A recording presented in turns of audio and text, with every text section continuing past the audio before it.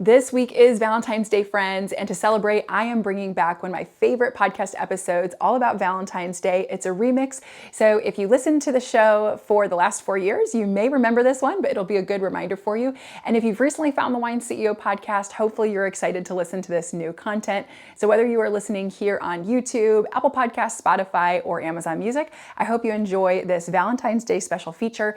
If you haven't subscribed to the Wine CEO podcast channel yet, make sure you do so now, so you don't miss any of the exciting upcoming wine content. And if you have a question about this episode or wine in general, you can always send me an email, sarah@thewineceo.com, or shoot me a DM on Instagram @thewineceo. Let's go ahead and dive into this episode about Valentine's Day, and I hope you all have a very special week celebrating this awesome holiday. Hi, friends, and welcome to the Wine CEO podcast. I'm your host and certified sommelier, Sarah, and I'm so excited you're here. Do you ever feel like wine is totally intimidating? Maybe you get overwhelmed shopping in the wine aisle and have no idea what to buy for that recipe you're cooking. Or maybe you have to bring a bottle of wine to a dinner party with your in-laws and you're nervous to pick one that will taste awful. Well, I'm here to tell you that wine does not have to be stressful. Each week on this podcast, we chat about fun and relatable wine topics that help you learn and feel more confident as a wine consumer. Friends, after a decade in this industry, I know sommeliers can make wine feel snobby or overwhelming, and the average person truly just wants to know, what wine will go with my pizza? How many glasses is too many at a work luncheon? Or how do I know if a wine is sweet? So join me each week as we dive into exciting topics like these and learn about all things wine related. And don't forget to hit subscribe so that you never miss an episode. Let's dive in.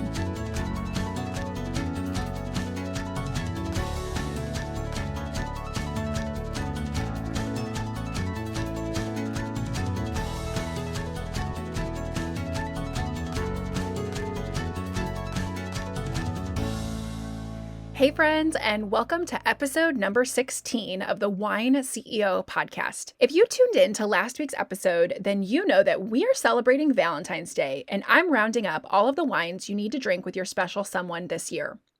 Last week, we specifically looked at the top 5 rosé wines you have to enjoy this February. And today, I'm chatting chocolate and wine, one of my favorite topics. I love chocolate. I am a bit of a chocoholic. I have been known to rip open a bag of chocolate chips in the end of the evening, and I will just sit there and munch on chocolate chips all night. So I definitely am a chocolate fan. But does wine actually go with chocolate? Well, we're going to dive into this topic in just a second, but first, I wanted to give you all a quick reminder that I host virtual wine tastings, and there's still time to give your loved one a coupon to a virtual wine tasting as a Valentine's Day gift this year. If you're interested in buying a coupon, just send an email to me at sarah@thewineceo.com. That's SARAH@THEWINECEO.com. Or you can head over to my website, thewineceo.com, and submit a form on my contact page to learn more. So let's dive into today's episode. Does chocolate pair with wine?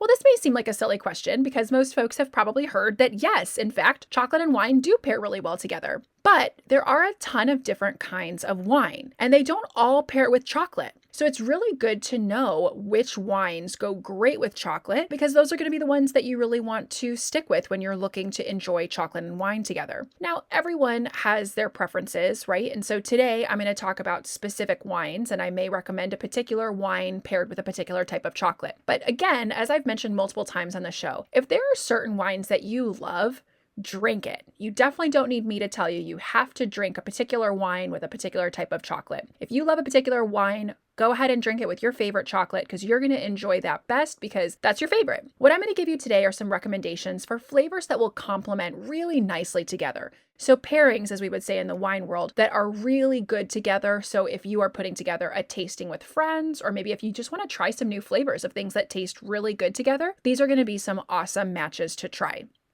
Now, in the same way that there are tons of different wines out there, there are tons of different chocolates, right?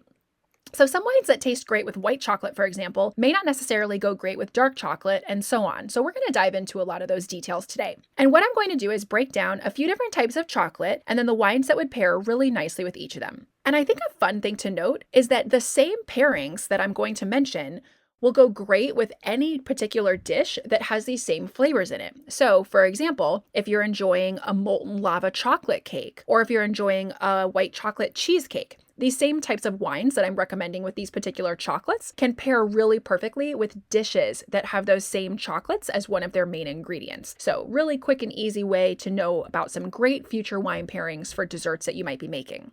And as always, all of these wine pairings will also be listed in the show notes, and I'll also have them on my blog this week so that you don't have to take notes if you don't want to.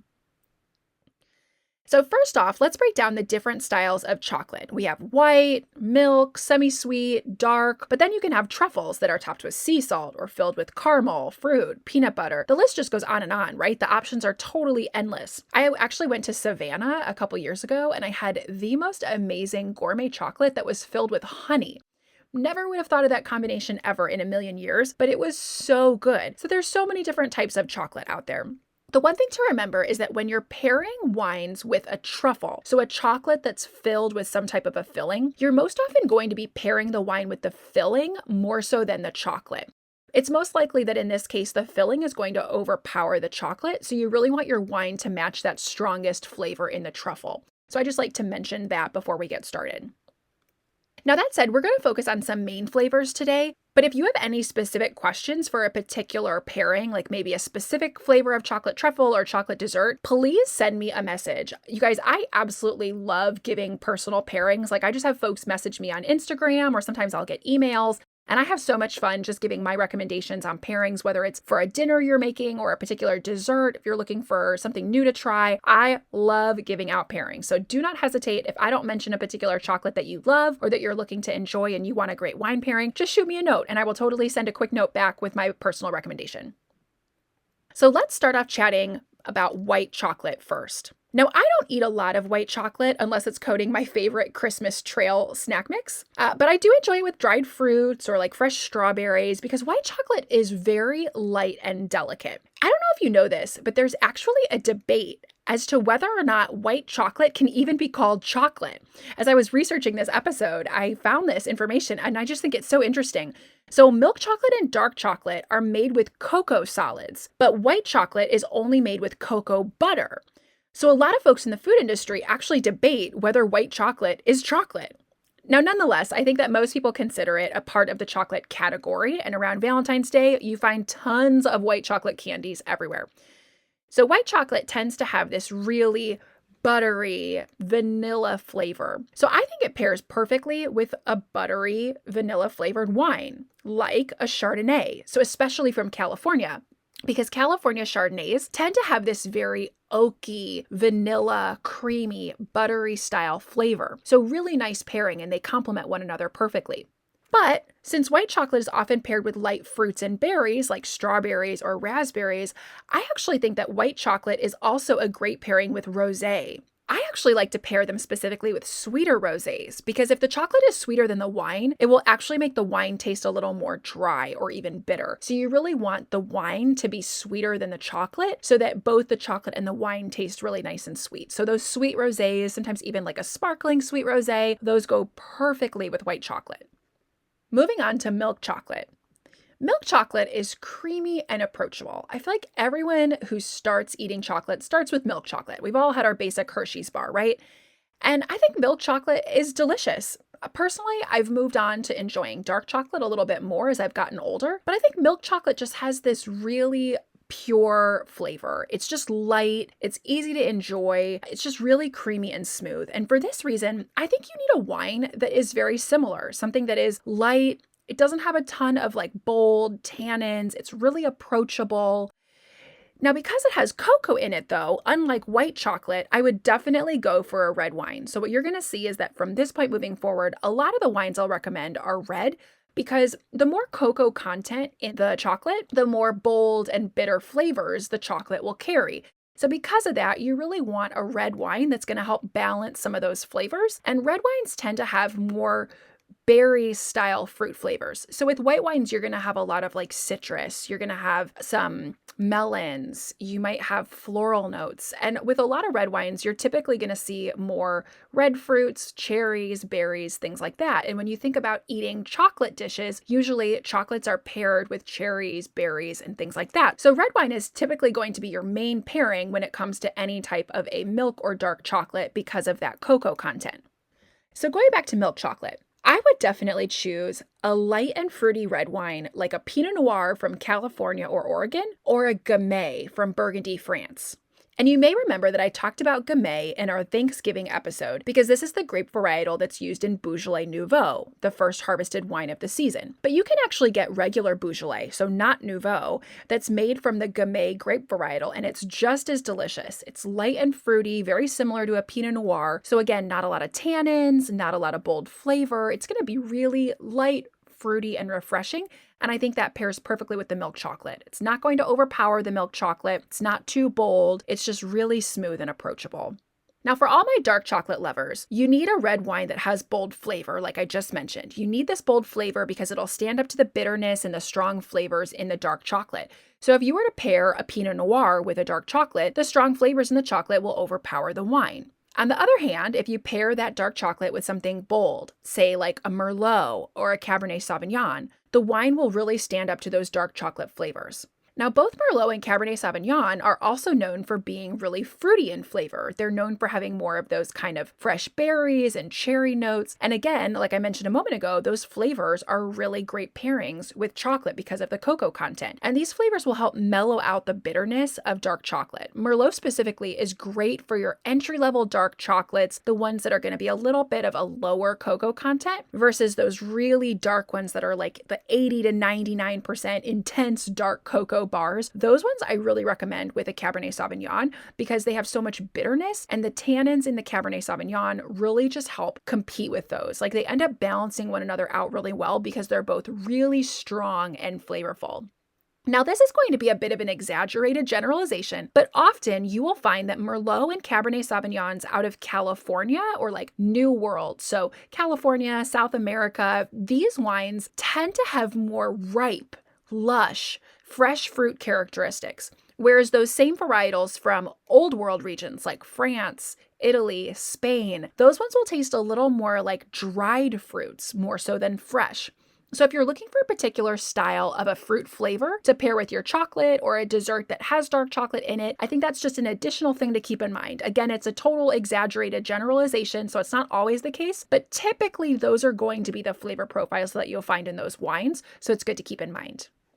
So that really broke down the main three types of chocolate: white, milk, and dark. And again, these are just recommendations. So could you drink other wines with these chocolates and enjoy them? Sure, 100%. But these are my recommendations for the top pairings that are really going to be the great flavors pairing in both the wine and the chocolate.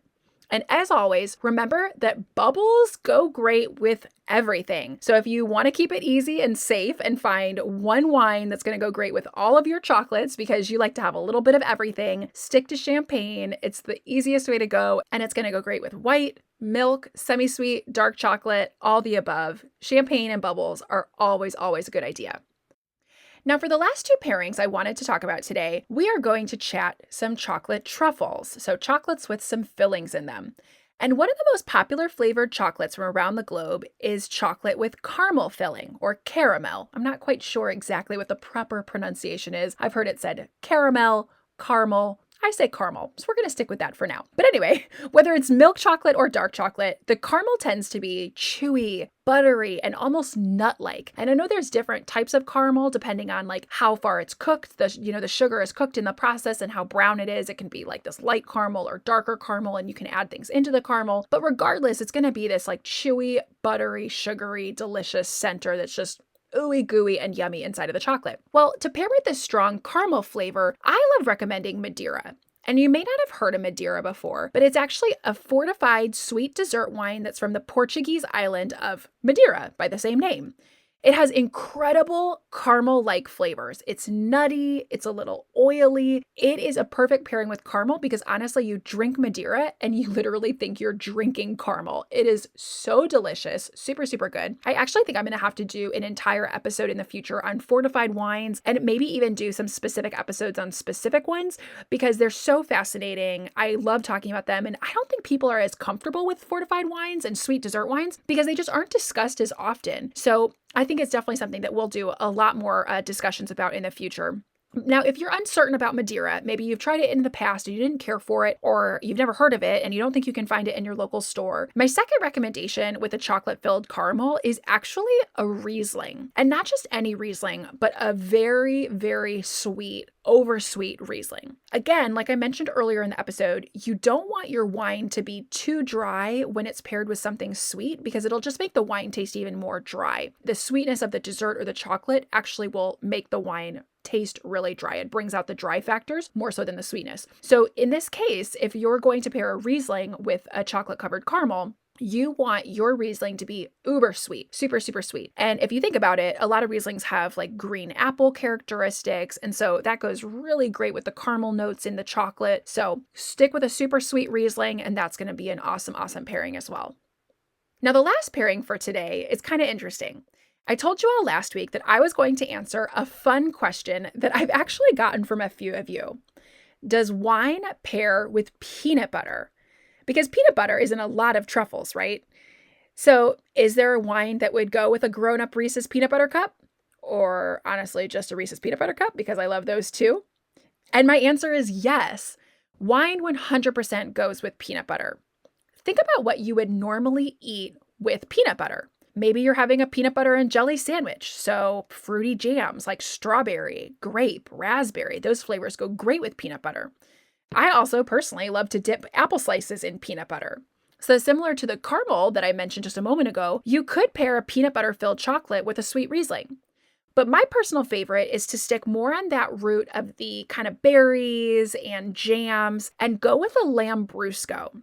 Now, you may not have heard of Lambrusco before. It's a sweet red wine from Italy. It's traditionally sparkling or has a little bit of effervescence, and it tends to have a lot of really fresh berry notes like strawberries and raspberries. So a lot of those jams that I just mentioned a moment ago. If you've ever heard of Rosa Regal, that's probably the brand that's most well known for Lambrusco in the United States. It's like a black bottle and it has a black label that has roses on it. Really beautiful, and it's delicious. So trust me, this particular grape varietal is amazing, and it makes a delicious style of wine that I think is just a perfect pairing with peanut butter, especially because the delicious bubbles will help to cleanse your palate and your tongue from that sticky peanut butter. So it's really good. If you've never tried it before, I highly recommend. It's absolutely delicious. If you aren't sure about Lambrusco, or maybe you've had it before and you thought it was a little too sweet, or you just didn't care for it, or maybe you can't find it near you, I do love peanut butter with Pinot Noir.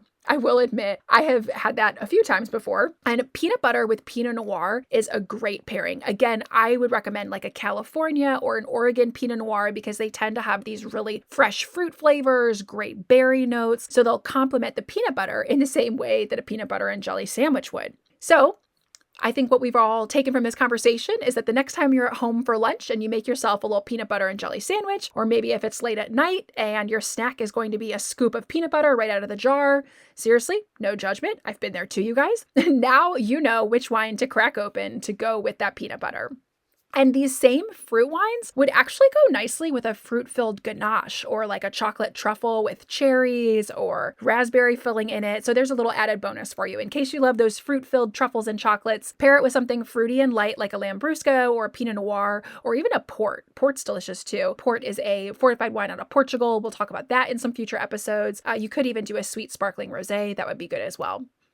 So I hope this was helpful and a really fun episode as we get close to Valentine's Day and everyone is loving some chocolates this time of year. Again, if you have specific questions about a particular chocolate that I didn't mention today, please do not hesitate to reach out to me on social media or via email, again at sarah@thewineceo.com. I would be more than happy to give you a personalized pairing. I love doing those types of recommendations. And there are just too many types of chocolates out there, and I honestly could talk about them probably for 2 hours, but I don't think anyone wants to listen to my voice nonstop for that long, so this is at least a fun place to start on the topic. Next week, we are diving into a really interesting topic and something that I get asked about a lot, actually. Temperature. And this is everything from what temperatures should I store my wine at to how can I quickly chill my wine if I just got home from the grocery store and I need it cold like in an hour for dinner or even less. Is it okay to pour your wine into a thermos? We'll discuss what wine can taste like if it's too hot or too cold and how you should be storing your wine if you don't have a perfect wine cooler, which by the way is totally fine because I don't even have one of those at home, you guys. So it's going to be a jam-packed episode with tons of great content and stuff that you all have been asking me about for a long time. And you all have been asking me for some episodes that are a bit longer. So next week will definitely be longer, and I'm really excited for you all to tell me what you think about it. So until then, enjoy your chocolate and wine pairings, have a glass of something new and exciting, and I will catch you all next week on the Wine CEO podcast.